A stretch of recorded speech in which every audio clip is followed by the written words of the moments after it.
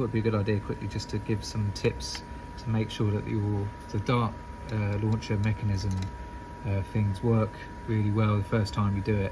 And there's just a couple of tricks and things that you need to keep an eye on to make that happen. To demonstrate, I'm going to just show you quickly how to take one of these apart without sort of taking it off the frame. So there's a screw underneath on this arm which the whole thing pivots on. You can undo that just about before it comes out. You can stop it there, so that disconnects the servo arm. And then there's a screw around the back here, which is the locking screw. You can just about get your Allen key in. It's the screw that sits in this slot and stops the whole assembly from popping off the runners. And you can undo that, and that takes the whole thing off then. You want this middle body, which is what I call it, to slide freely on these runners to the point where if I tilt it over, it drops down like that under its own weight.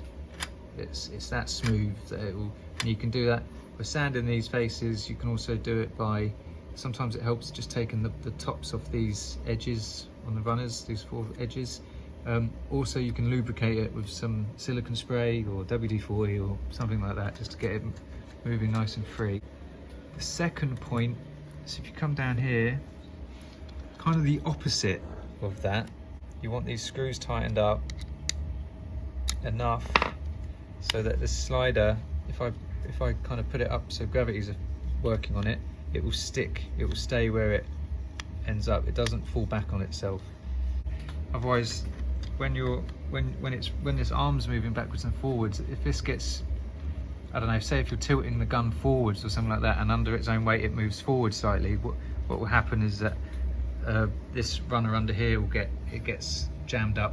Basically these lines they come out of alignment with each other, and then the whole thing kind of stops working until you reset it. And the other one is this, so it's called the dart holder. This grey bit in this situation, that wants to run totally freely so that those darts come in and out. So you need to make sure that these darts aren't rubbing on the holes as they come out of the housing, and the whole kind of dart holder piece of plastic isn't rubbing on the inside of the dart housing or any of these things. It just needs to run nice and smoothly, so it clips back and then it comes out like that. Do those things, then everything's going to work really well.